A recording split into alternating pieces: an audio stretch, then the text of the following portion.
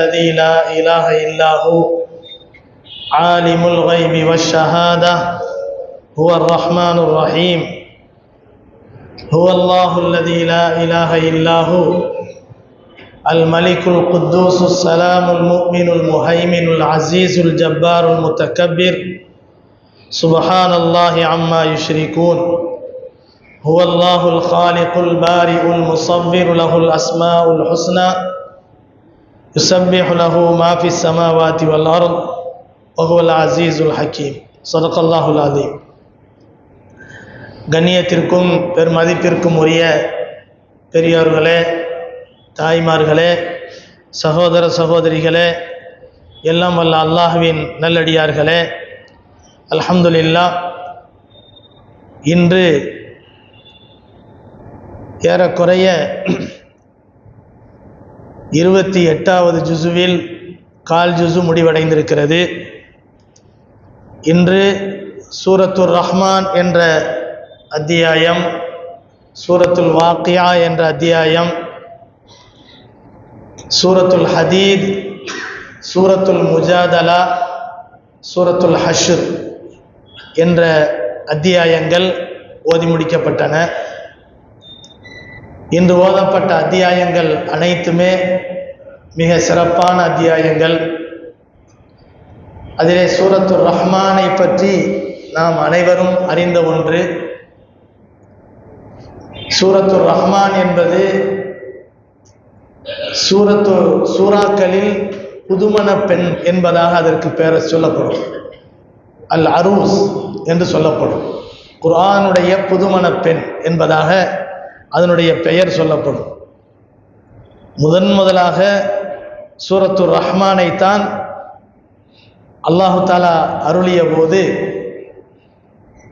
இப்னு மஸ்ஊத் ரலியல்லாஹு அன்ஹு அவர்கள் இந்த சூரத்துர் ரஹ்மானை மக்காவினுடைய காஃபிர்களுக்கு முன்பாக பகிரங்கமாக இந்த அத்தியாயத்தையே முதலாக ஓதினார்கள். இது ஓதுவதற்கு மிக இனிமையான ஒரு அத்தியாயம். இதனுடைய சிறப்புகளில் இன்னொரு சிறப்பு என்னவென்றால், அல்லாஹுடைய திருநாமங்களின் பெயர்களில் ஒரு பெயரை கொண்டு பெயர் சூட்டப்பட்ட ஒரு அத்தியாயம் சூரத்துர் ரஹ்மான். வேற எந்த திருநாமத்துக்கும் அப்படி ஒரு பெயர் கிடையாது. சூரத்துர் ரஹ்மான் என்பது மட்டும்தான் அல்லாஹுடைய திருநாமங்களில் ஒரு திருநாமத்தை கொண்டு பெயர் சூட்டப்பட்ட அத்தியாயம். அதே போல சூரத்துல் வாக்கியா, சூரத்துர் ரஹ்மான், நபிகள் நாயகம் ஸல்லல்லாஹு அலைஹி வஸல்லம் அவர்கள் சஹாபாக்களுக்கு மத்தியில் இதை ஓதி காட்டுறாங்க. ஓதி காட்டும்போது சஹாபாக்கள் எல்லாம் அதனுடைய இனிமையில் மூழ்கி அப்படியே பேசாமல் மௌனமாக அமர்ந்திருக்கிறாங்க. அப்படி அமர்ந்திருக்கும் போது சூரத்துர் ரஹ்மானை ஓதி முடித்ததற்கு பிறகு கண்மணி நாயகம் ரசூலுல்லாஹி ஸல்லல்லாஹு அலைஹி வஸல்லம் அவர்கள் தோழர்களை நோக்கி சொன்னார்கள், தோழர்களே, நான் சூரத்துர் ரஹ்மானை உங்களிடத்திலே ஓதினேன், நீங்கள் எல்லாம் மௌனமாக இருந்தீர்கள். ஆனால் ஜின்கள் உங்களை விட மிகவும் அருமையான பதிலை சொன்னார்கள் என்று சொன்னார்கள். ஜின்களிடத்திலே இந்த சூரத்துர் ரஹ்மானை நான் ஓதி காட்டிய சமயத்தில் அந்த ஜின்கள் எல்லாம் ஒவ்வொரு ஃபபிஐ ஆலாஇ ரப்பிக்குமா துகதிபான் என்று சொல்லுகின்ற போதும் ஃபபிஐ ஆலாஇ ரப்பிக்குமா துகதிபான், மனித வர்க்கமே, ஜின் வர்க்கமே, இந்த இரண்டு வர்க்கங்களாகிய நீங்கள் அல்லாஹுடைய அத்தாட்சிகளில் எதனை பொய்யாக்க முடியும் என்று அல்லாஹ் கேட்கிறான். ஃபபிஐ ஆலாஇ ரப்பிக்குமா துகதிபான் என்றால் உங்கள் இரு இனத்தாரும் அல்லாஹுடைய அத்தாட்சிகளில் எதனை நீங்கள் பொய்யாக்க முடியும் என்று அல்லாஹ் கேட்கிறான்.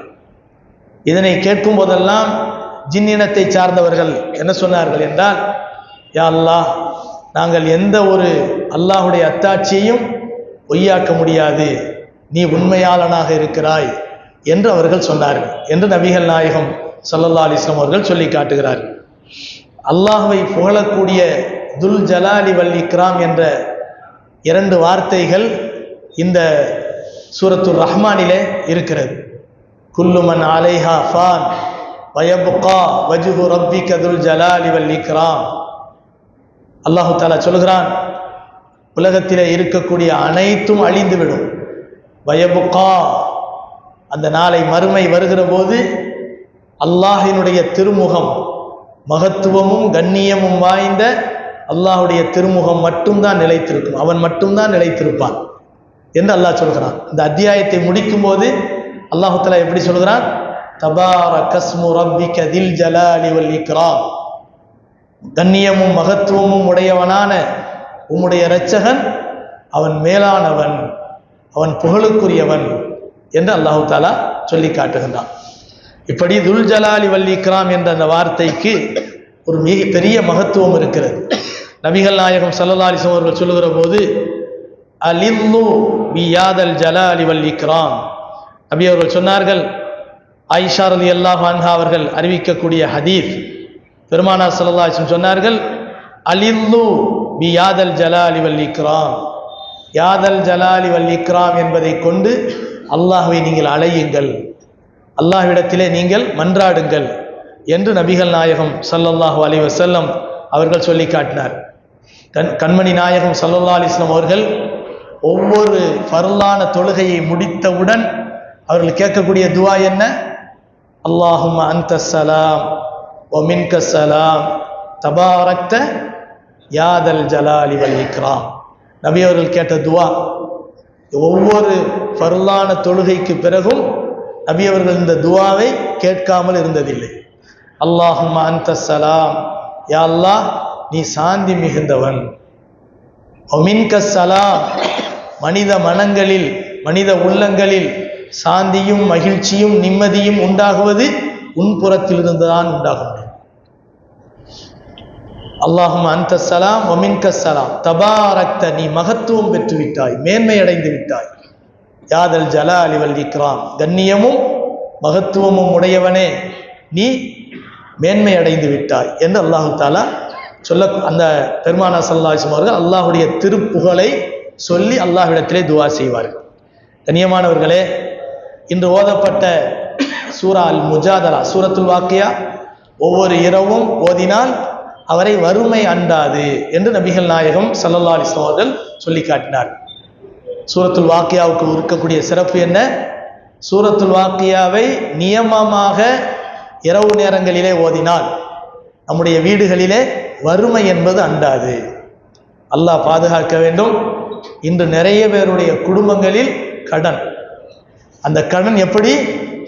அது வட்டியோடு சேர்ந்த கடனாக தன்னுடைய குடும்பத்தில் நெருக்கடியை உண்டாக்கி மிக கவலைகளையும் சோகங்களையும் உண்டாக்கி இருக்கக்கூடிய சூழல்.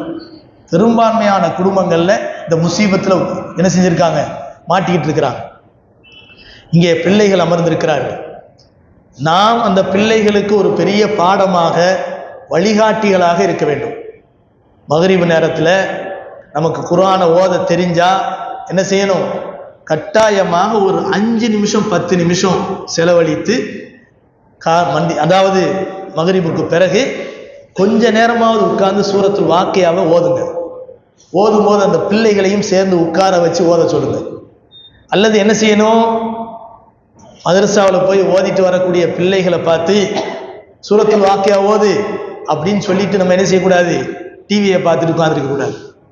நம்ம வாப்பாமார்கள் அம்மாமார்களுடைய நிலைமையெல்லாம் இன்னைக்கு அப்படித்தான் இருக்கு. மதரசாக்கு போனியா அப்படின்னு கேட்பார், தொழுவ போனியா அப்படின்னு கேட்பார். அவர் என்ன செய்வார்? வீட்டில் உட்காந்து டிவி பார்த்துக்கிட்டு இருப்பார். மகனை மட்டும் என்ன செய்வார்? மதரசாவுக்கு போச்சுடுவார். சரி, கொஞ்சம் குறும்பான பிள்ளைங்க என்ன செய்வாங்க? வாப்பா இப்படி குர்ஆனை ஓத சொல்லியல்ல, உனக்கு ஓத தெரியுமான்னு கேட்டுறான் திருப்பிக்கிட்டு. அப்படி கேட்டால் என்ன செய்ய முடியும்? பல பேருக்கு அது தெரியறது இல்லை. அதனால எனக்கா ஓத தெரியாது, நான் இத்தனை சூறாவை பாடமாக்கியிருக்கேன்டா அப்படின்னு தைரியமா சொல்லக்கூடிய அளவுக்கு நல்ல தன்மைகளை நம்ம எங்கே வளர்த்து வச்சிருக்கிறோம்? கொஞ்சம் யோசனை பண்ணி பாருங்க. இப்படி நம்ம ஒவ்வொரு விஷயத்திலும், அமல்கள் விஷயமாக இருக்கட்டும், இஸ்லாமிய ஞானங்கள் விஷயமாக இருக்கட்டும், அல்லது ஔராதுகள் சம்பந்தமான அன்றாடம் ஓதக்கூடிய நல்ல திக்ருகள் திலாவத்துகளுடைய விஷயமாக இருக்கட்டும், நம்ம பிள்ளைகளுக்கு நம்ம முன்மாதிரியா இருக்கணும்.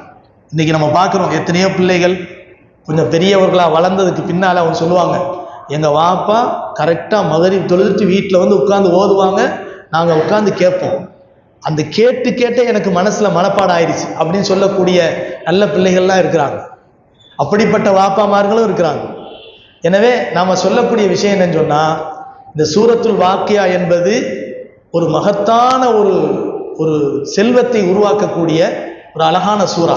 இந்த சூறாவை நம்ம என்ன செய்யக்கூடாது, ஓதாம இருந்துடக்கூடாது.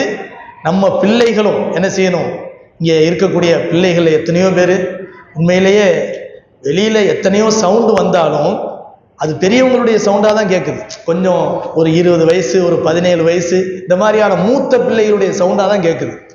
ஆனால் இங்கே உட்கார்ந்துருக்கக்கூடிய பிள்ளைங்களை சில பேரை பார்க்குறோம், இவ்வளோ இப்போ இத்தனை நாள் ஆச்சு, 23 நாள் ஆயிடுச்சு, இவ்வளவு நாளைக்கும் முதல் சப்புல நின்று தொழுவக்கூடிய பிள்ளைங்க 20 ரக்காத்து வரைக்கும் வித்திரு தொழுவ வரைக்கும் முதல் சப்புல நின்று எல்லா தொழுகையும் தொழுவக்கூடிய அழகான ஒரு வாய்ப்பை அந்த பிள்ளைங்க உருவாக்குறாங்கன்னு சொன்னா உண்மையிலே கேட்கறதுக்கும் பார்க்கறதுக்கும் எவ்வளவு மகிழ்ச்சியா இருக்கு பாருங்க.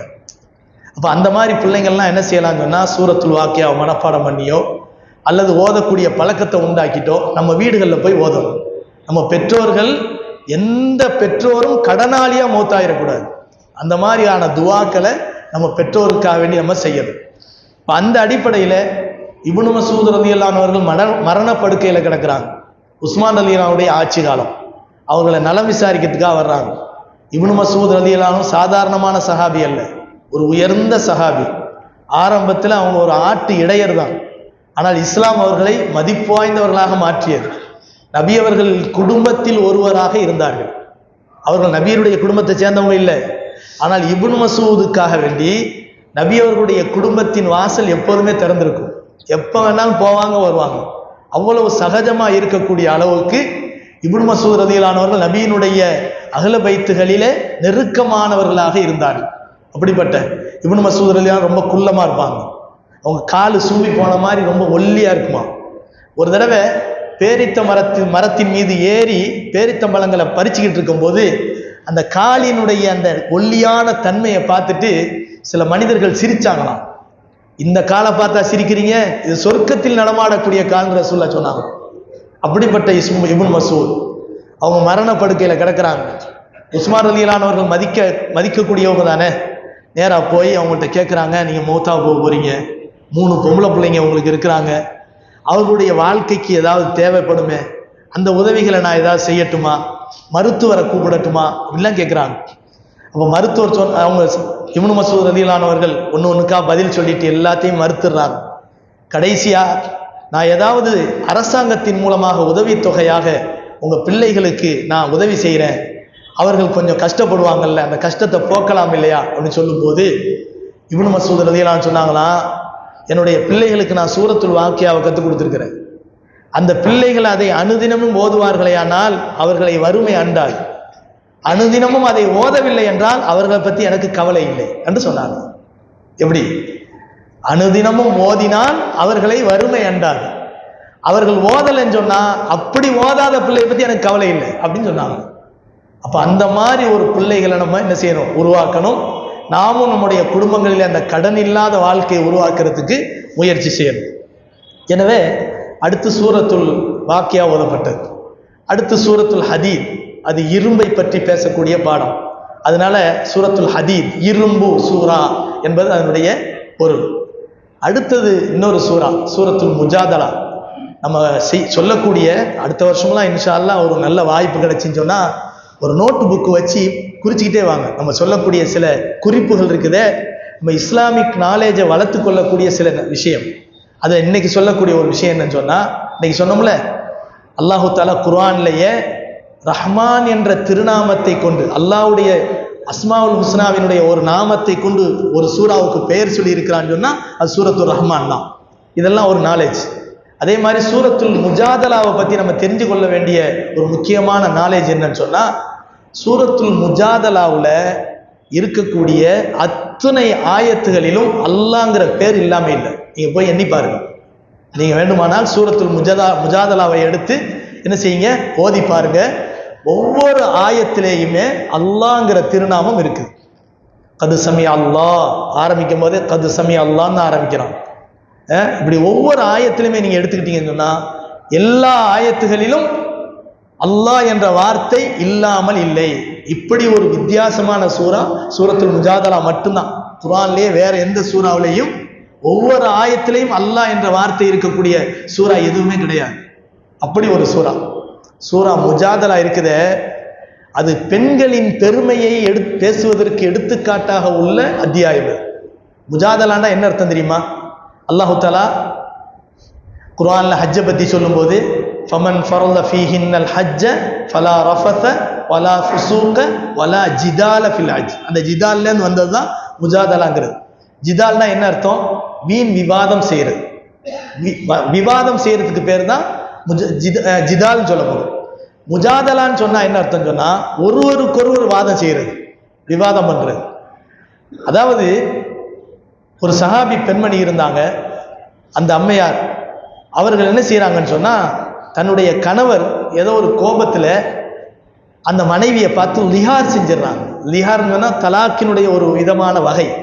லிஹார்னு சொன்னா உன்னுடைய முதுகு என்னுடைய அம்மாவினுடைய முதுகை போன்று இருக்கிறது அப்படின்னு சொல்லிட்டா அந்த அம்மா ஹராம் ஆயிடுவாங்க. அப்படி ஒரு சட்டம் இருக்குது. இப்போ இந்த மாதிரி ஒரு கணவர் என்ன செஞ்சிடறாரு, அந்த மனைவியை பார்த்து சொல்லிடுறாங்க. சொன்ன உடனே அந்த அம்மா ஒதுங்கிடுறாங்க கணவனை விட்டு. ஒரு கட்டத்தில் நான் தெரியாமல் சொல்லிட்டேன் அப்படின்னு சொல்லி அந்த அம்மாட்ட என்ன செய்கிறாங்க, அந்த மனைவிட்ட அந்த கணவர் நெருங்க பார்க்குறாங்க. அந்த அம்மா என்ன செஞ்சிடறாங்க, அவரை வேகமாக தள்ளி விட்டுட்டு ஸல்லல்லாஹு அலைஹி வஸல்லம் போய் இந்த விஷயத்தை சொல்லி தீர்ப்பு கேட்காம உன்னை நெருங்க மாட்டேன் அப்படின்னு சொல்லிட்டு வந்துடுறாங்க. நபி ஸல்லல்லாஹு அலைஹி வஸல்லம் அவங்கள்ட்ட என்ன செய்கிறாங்க, பேசுகிறாங்க. நபி சொல்கிறாங்க, ஏம்மா சமாதானமாக போங்கம்மா, போய் உட்காருங்க மாட்டாங்க. உடனே அவங்க வந்தாங்க, நபிட்ட வாதம் செய்கிறாங்க. என்னுடைய கணவர் இப்படி சொன்னார், நான் அப்படி சொன்னேன் அப்படின்னு சொல்லிட்டு ஸல்லல்லாஹு அலைஹி வஸல்லம் அவர்கள் என்ன செய்கிறாங்க, சமாதானம் பண்ணி அனுப்புகிறாங்க. இவங்க என்ன செய்கிறாங்க, நேராக ஒரு ஓரமாக உட்கார்ந்து அல்லாஹ்ட்ட வாதம் பண்ணுறாங்க. யா அல்லாஹ், நான் எனக்கு நிகழ்ந்த விஷயத்த அல்லாஹ்வுடைய உன்னுடைய தூதர்கிட்ட போய் நான் சொன்னேன். அவங்க சமாதானம் பண்ண பார்க்குறாங்க. எனக்கு சட்டம் வேணும், எனக்கு சட்டம் தேவை, அதை பற்றி சொல்ல சொல்லு அப்படின்ட்டு அல்லாஹ் தஆலா என்ன செய்கிறான், ஆயத்தை இறக்கிட்டான். கது சமி அல்லாஹ் கது கௌலல்லதி துஜாதிலுக ஃபீ ஸௌஜிஹா. தன் கணவர் விஷயத்திலே நபியிடத்திலே சென்று விவாதம் செய்தாரே அந்த பெண்மணியின் சொல்லை அல்லாஹ் கேட்டுவிட்டான் அப்படின்ட்டு. சுப்ஹானல்லாஹ், ஒரு பெண்மணியினுடைய சொல்ல அல்லாஹ் கேட்கிறான். ஒரு தடவை பிற்காலத்தில் அந்த அம்மையாருடைய பேர் கூட சரியா மறந்து, ஹவுலா ரலியல்லாஹு அன்ஹா. அந்த ஹவுலா ரலியல்லாஹு அன்ஹா வயது முதிர்ந்த மூதாட்டி ஆயிட்டாங்க. அந்த அம்மையார் என்ன செய்யறாங்கன்னு சொன்னா, ஏன்னு சொன்னா இன்னைக்கு எடுத்துக்கொண்ட தலைப்பு இது இல்லை நம்மளுக்கு, அதனால அந்த பேர் நம்மளுக்கு ஞாபகம் இல்லை. ஹவுலா ரலியல்லாஹு அன்ஹா வயது முதிர்ந்த மூதாட்டி ஆயிட்டாங்க. அந்த சமயத்துல உமர் ரலியல்லாஹுடைய ஆட்சி காலம் நடக்குது. ஒரு தடவை தன்னுடைய பள்ளிவாசலை விட்டு வெளியே ஒரு காரியமாக படை வீரர்களோடு போய்கிட்டு இருக்கிறாங்க உமர் ரலியல்லாஹு. மதீனாவுடைய வீதியில ஹவுலா ரலியல்லாஹு வந்துடுறாங்க. முதிர்ந்த வயது, யா உமர் அப்படின்னு கூப்பிடுறாங்க. யாரு அவங்க, சாதாரண ஆள் இல்லை. அந்த உமருடைய பேரை கேட்டா உலகத்தில் இருக்கக்கூடிய வல்லரசு நாடுகள் நடுங்கும். அந்த உமர் ரலியல்லாஹுடைய பேரை சொல்லி கூப்பிடுறாங்க, யா உமர் அப்படின்னு கூப்பிடுறாங்க. அமீருல் முஃமினீன் சொல்லி கூப்பிடணும். உடனே என்னம்மா அப்படின்னு பக்கத்தில் நிற்கிறாங்க. உடனே அவங்களுடைய பிரச்சனையை சொல்றாங்க, இப்படி பிரச்சனை அப்படின்னு சொல்லிட்டு. உமர் ரலியல்லாஹு கையை கட்டிக்கிட்டு இப்படியே தலையை குனிஞ்சு நிமிர்ந்து என்ன செய்யறாங்க, நிமிராம அப்படியே கேட்டுக்கிட்டே இருக்காங்க. சரிம்மா, நான் அந்த விஷயத்தை முடிச்சு வச்சிடுறேன் அப்படின்னு சொல்லிட்டு போறாங்க. அப்ப பக்கத்தில் இருந்த தோழர்கள் எல்லாம் சொன்னாங்க, ஒரு வயது முதிர்ந்த வயதான மூதாட்டிக்கு இவ்வளவு மரியாதை கொடுக்குறீங்க, அவங்களுடைய சொல்ல இப்படி நின்று கேட்கணுமா, நம்ம போற காரியம் எவ்வளவு முக்கியமானது, அவர்களுக்காக வேண்டி ஒரு நேரத்தை ஒதுக்கி இப்படி கேட்டுட்டு வர்றீங்களே, நான் நாளைக்கு வாமா, நான் வீட்டில் இருக்கும்போது பாரு அப்படின்னு சொல்லிட்டு வந்தா அவனுக்கு பிரச்சனை இல்லை தானே அப்படின்னு சொல்லும்போது அவங்க சொன்னாங்க, சுப்ஹானல்லாஹ், எந்த பெண்மணியை பத்தி நீங்க இவ்வளவு சாதாரணமா சொல்றீங்க, அந்த பெண்மணி யாரு, சாதாரணமான ஆளா? அல்லாஹ் சொல்றான், அந்த பெண்மணியினுடைய சொல்ல 7 வானங்களை தாண்டிய அரிஷ்ல இருக்கக்கூடிய அல்லாஹ் சொல்றான், நான் அந்த பெண்மணியின் சொல்ல கேட்டேன்னு சொல்றான். அப்படிப்பட்ட பெண்மணியினுடைய சொல்ல நான் கேட்காம போனேன்னு சொன்னா அல்லாஹ் என் மேல கோபப்பட மாட்டான்னு கேட்டாங்க. அப்படிப்பட்ட பெண்களின் மதிப்பை பற்றி உயர்வாக பேசக்கூடிய அந்த அத்தியாயம் தான் சூரா அல் முஜாதலா என்பது. அடுத்தது சூரத்துல் ஹஷ்ர். சூரத்துல் ஹஷ்ருக்கு ஒரு தனிப்பெருமை இருக்கு. சூரத்துல் ஹஷ்ருடைய கடைசி வசனங்கள் 3 வசனம் ஹஸ்ரத் ஓதுறாங்க. அதுல நம்ம எல்லாம் பெரும்பாலும் ஆண்கள் பெண்கள் அநேகமான பேருக்கு இந்த 3 வசனங்கள் மனப்பாடமா இருக்கும். லவ் அன்சல்னா ஹாதல் குர்ஆன அலா ஜபலில் லரஐதஹு காஷிஅன் முத்தஸத்தியா. இந்த ஆயத்தையும் சேர்த்தா 4 வசனமா போயிடும். அதுக்கு அடுத்த வசனங்கள் என்ன, ஹுவல்லாஹுல்லதீ லா இலாஹ இல்லாஹு ஆலிமுல் கைபி வஷ்ஷஹாதா ஹுவர் ரஹ்மானுர் ரஹீம் ஹுவல்லாஹுல் லதீ லா இலாஹ இல்லாஹு அல் மலிக்குல் குத்தூசுஸ் ஸலாமுல் முஃமினுல் முஹைமினுல் அஸீஸுல் ஜப்பாருல் முத்தகப்பிர் சுப்ஹானல்லாஹி அம்மா யுஷ்ரிகூன் ஹுவல்லாஹுல் காலிகுல் பாரிஉல் முஸவ்விரு லஹுல் அஸ்மாஉல் ஹுஸ்னா யுஸப்பிஹு லஹு மா ஃபிஸ் ஸமாவாதி வல் அர்த் வ ஹுவல் அஸீஸுல் ஹக்கீம். நிறைய பேருக்கு இது மனப்பாடமா இருக்கு. காரணம் என்னன்னு சொன்னா, அஸ்மாவுல் ஹுஸ்னா நிரம்ப பெற்ற 3 வசனங்கள் இருக்கு. அல்லாஹ் சொல்கிறான், ஹுவல்லாஹ், அந்த அல்லாஹ், லா இலாஹ இல்லாஹு, வணக்கத்திற்குரியவன் அவனை தவிர வேறு யாரும் இல்லை, ஆலிமுல் கைபி வஷ்ஷஹாதா, பகிரங்கமான மறைமுகமான அனைத்தையும் அவன் அறிந்தவனாக இருக்கிறான். ஆலிமுல் கைபி வஷ்ஷஹாதா ஹுவர் ரஹ்மானுர் ரஹீம், அந்த அல்லாஹ் எப்படிப்பட்டவன்? அளவற்ற அருளாளன், நிகரற்ற அன்பாளன். ஹுவல்லாஹுல் லதீ லா இலாஹ இல்லாஹு, அந்த அல்லாஹ் வணக்கத்திற்குரியவன் அவனை தவிர வேறு யாரும் இல்லை. அல் மலிக், அவன் பேரரசன். அல் குத்தூஸ், அவன் பரிசுத்தமானவன். அஸ்ஸலாம், அவன் சாந்தி மிகுந்தவன். அல் முஃமின், அமைதியை தரக்கூடியவன். அல் முஹைமின், பாதுகாவலை தரக்கூடியவன். அல் அசீஸ், கண்ணியமானவன், மகத்தானவன். அல் ஜப்பார், அடக்கி ஆளக்கூடியவன். அல் முஹைமினுல் அசீசுல் ஜப்பார் அல் முத்தகப்பிர், அவன் பெருமை மிகுந்தவன். சுப்ஹானல்லாஹ், அவன் பரிசுத்தமானவன். சுப்ஹானல்லாஹ், சுப்ஹானல்லாஹி அம்மா யுஷ்ரிகூன், அவர்கள் இணை வைப்பதை விட்டும் அல்லாஹ் பரிசுத்தமானவன். ஹுவல்லாஹ், அந்த அல்லாஹ் அல் காலிக், படைப்பாளன். அல் பாரி, செவ்வையாக படைக்கக்கூடியவன், படைப்பாளன். அல் பாரி, செவ்வையாக படைக்கக்கூடியவன். ஹுவல்லாஹுல் காலிகுல் பாரிஉல் முஸவ்விர் லஹுல் முஸவ்விர், அப்படின்னா என்ன அர்த்தம்? அந்த அல்லாஹ் தான் உருவங்களை அமைக்கக்கூடியவன். இன்னைக்கு அமர்ந்திருக்கக்கூடிய ஒரு 300 பேர் உட்கார்ந்துருப்போம் சொன்னா, ஒரு முகம் இன்னொரு முகத்தோட சேர்ந்திருக்கா?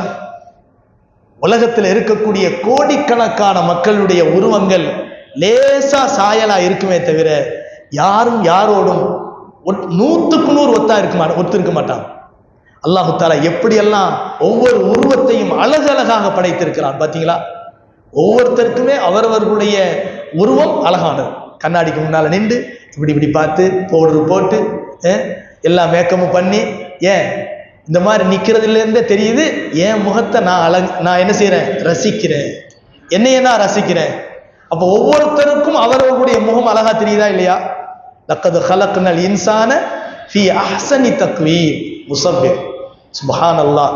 பெருமானார் ஸல்லல்லாஹு அலைஹி வஸல்லம் சொன்னார்கள், இந்த 3 வசனங்களை ஒரு மனிதர் ஓதினார், அவருடைய பாவங்கள் மன்னிக்கப்படும்.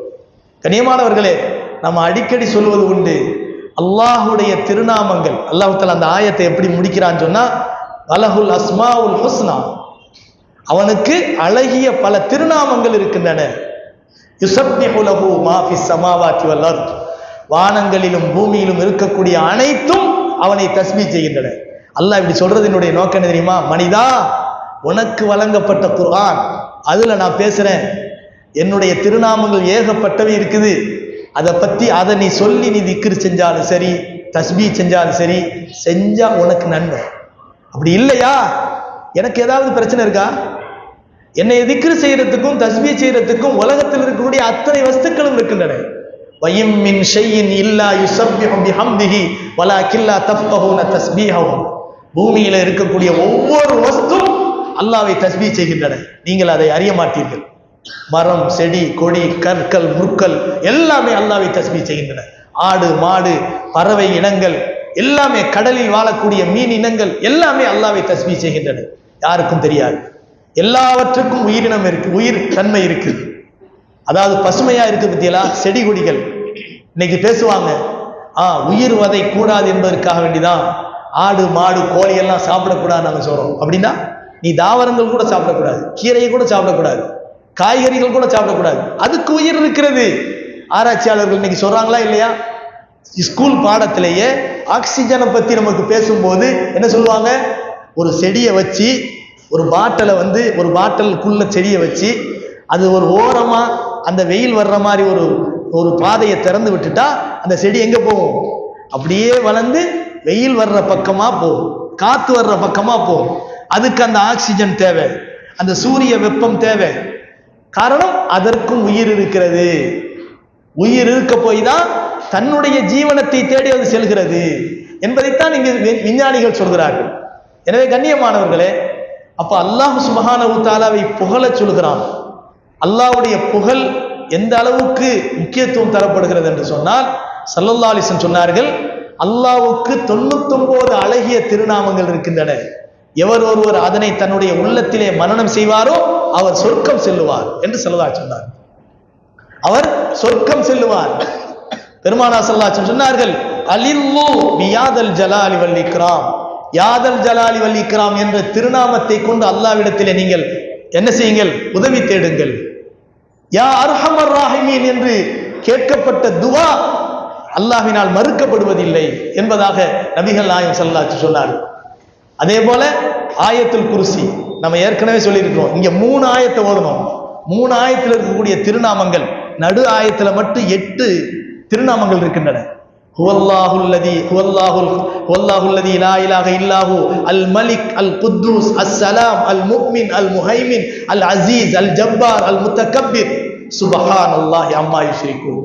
8க்கும் மேற்பட்ட திருநாமங்கள் இருக்கின்றன. அப்ப இந்த 3 வசனங்கள்லையுமே சேர்த்து பார்த்தீங்கன்னா ஏறக்குறைய ஒரு 15 திருநாமங்கள் தான் இருக்கும். ஆனால் ஆயத்துல் குர்சி சையதுல் ஆயாத் என்று நபிகள் நாயகம் ஸல்லல்லாஹு அலைஹி வஸல்லம் நம்ம ஏற்கனவே இதை பத்தி பேசியிருக்கிறோம். காரணம் என்ன தெரியுமா? ஆயத்துகள் அனைத்துக்கும் தலைமையான ஆயத்துல் குர்சி. அதனை தூங்க செல்வதற்கு முன்பாக படுக்கையில் அமர்ந்து ஒரு மனிதர் ஓதினால் அவருக்கு மரணம் விதியாக்கப்பட்டிருக்கிறது என்ற நிலை இருந்தாலே தவிர வேறு எந்த தீங்கும் திடுக்கமும் அவரை அண்டாது என்று நபிகள் நாயகம் ஸல்லல்லாஹு அலைஹி வஸல்லம் சொன்னார்கள். ஒவ்வொரு ஃபர்லான தொழுகைக்கு பிறகும் ஆயத்துல் குர்சியை ஒரு மனிதர் நியமமாக ஓதி வந்தால் அவருக்கு சொர்க்கம் கடமை என்று நபி ஸல்லல்லாஹு அலைஹி வஸல்லம் சொன்னார்கள். வீட்டுக்குள்ளே நுழையும் போதும் சரி, வீட்டை விட்டு வெளியேறும் போதும் சரி, ஆயத்துல் குர்சியை ஓதி சென்றால் அவருக்கு எந்த வகையான பிரச்சனையும் அவரை அண்டாது என்பதாக நபி அவர்கள் நமக்கு சொல்லித் தருகிறார்கள். இப்படி பல வகையான பிரயோஜனங்களை உள்ளடக்கிய ஒரு ஆயத்துல் குர்சி. ஒரு ஆயத், இந்த ஒரு ஆயத்துல மட்டும் 12 தன்மைகள், அல்லாஹ்வுடைய தனித்தன்மைகள்.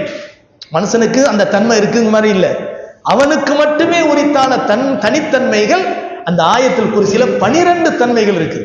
நம்ம ஏற்கனவே அதனுடைய அர்த்தத்தை நம்ம சொன்னோம், ஒண்ணா சொன்னோம். அல்லாஹு லா இலாஹ இல்லாஹு அல் ஹய் அல் கய்யூம் லா தஅகுதுஹு சினத்துன் வலா நௌம் லஹு மா ஃபிஸ் ஸமாவாதி வ மா ஃபில் அர்த் மன் தல்லதி யஷ்ஃபஉ இன்தஹு இல்லா பிஹி யஅலமு மா பைன ஐதீஹிம் வ மா கல்ஃபஹும் வலா யுஹீதுன பிஷைஇன் மின் இல்மிஹி இல்லா பிமா ஷா வஸிஅ குர்சியுஹு ஸமாவாதி வல் அர்த் வலா யஊதுஹு ஹிஃப்துஹுமா வ ஹுவல் அலிய்யுல் அலீம். 13 தன்மைகள் இருக்கின்றன.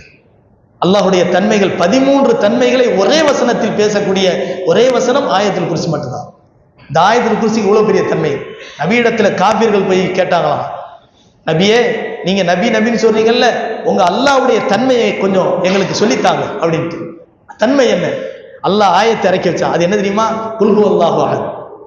குல் ஹுவல்லாஹு அஹத். குல் ஹுவல்லாஹு அஹத் என்ற சூராவுல அல்லாஹ்வுடைய தனித்தன்மைகள் அல்லாஹ் பேசுறான்.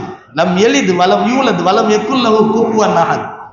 அப்ப இப்படிப்பட்ட தன்மைக்குரிய அந்த அத்தியாயத்தை யார் விரும்புகிறாரோ அவரை அல்லாஹ் விரும்புகிறான் என்று நபி ஸல்லல்லாஹு அலைஹி வஸல்லம் சொன்னார்கள். எவர் ஒருவர் 10 முறை சூரத்துல் இக்லாஸ் என்ற குல் ஹுவல்லாஹ் சூராவை ஓதினால் ஒரு மாளிகை எழுப்பப்படும். உமர் ரலியல்லாஹு அன்ஹு சொன்னார்கள், யா ரசூலல்லாஹ் அப்படின்னா நான் அதிகமா ஓதுவேன் அப்படின்னாங்க. அல்லாஹு அக்ஸர் வ அக்பர் என்று சொன்னார்கள். நீ எவ்வளவு அதிகமா ஓதினாலும் அல்லாஹ் அதிகமா கொடுக்கிறதுக்கு தயாரா இருக்கிறான். அல்லாஹ் மகத்தானவன் என்று நபிகள் நாயகம் ஸல்லல்லாஹு அலைஹி வஸல்லம் சொன்னார்கள். அல்லாஹ்வுடைய புகழை நம்ம சொல்லிக்கிட்டே இருக்கணும். எப்பவுமே நம்ம நாவு எந்த ஒரு நிலையிலும் இந்த அல்லாஹ்வுடைய புகழை சொல்றதை விட்டு ஓய்ந்திருக்க கூடாது. ஏதாவது ஒரு நல்ல விஷயத்தை பேசும்போது அல்ஹம்துலில்லாஹ் நல்லா இருக்கிறேன், ஏதாவது ஆச்சரியமான காரியத்தை பார்க்க மாஷா அல்லாஹ் அப்படின்னு சொல்றது. அதே மாதிரி நம்மளுடைய வியாபாரத்துல நல்ல பிரமிப்பான தன்மை லா ஹவ்ல வலா குவத்த இல்லா பில்லாஹ் அப்படின்னு சொல்றது. இது மாதிரியான ஒவ்வொரு விஷயத்திலும் அல்லாஹ்வுடைய திருநாமங்கள் நம்முடைய நாவுல இருந்துகிட்டே இருக்கணும். அல்லாஹ்வை மறந்துடவே கூடாது. இதைத்தான் அல்லாஹ் தஆலா இன்னைக்கு ஓதும்போது ஹஜ்ரத் அவர்கள் ஓதினார்கள் ஹஷ்ர்ல, வலா தகூனு கல்லதீன நஸுல்லாஹ், அல்லாஹ்வை மறந்தவர்களைப் போல நீங்கள் ஆகிவிடாதீர்கள் அப்படின்னு அல்லாஹ் சொல்றான். எனவே கண்ணியமானவர்களே, அல்லாஹ்வுடைய திருநாமங்கள் என்பது மிக முக்கியமானது. அதனை ஒவ்வொருவரும் மனப்பாடம் செய்ய வேண்டும். அல்லாஹ்வுடைய தன்மைகளை புரிந்து கொள்ள வேண்டும். அல்லாஹ்வை நம்ம எப்போ புரியுவோமோ அப்பதான் நம்ம நிலைமை புரியும். எனவே அல்லாஹ்விடத்திலே அவனை புகழ்ந்து அவனிடத்திலே கேட்கக்கூடிய நல்ல மக்களாக மாற வேண்டும். அல்லாஹ் அருள் புரிவானாக. வஆகிரு தஅவானா அல்ஹம்துலில்லாஹி ரப்பில் ஆலமீன்.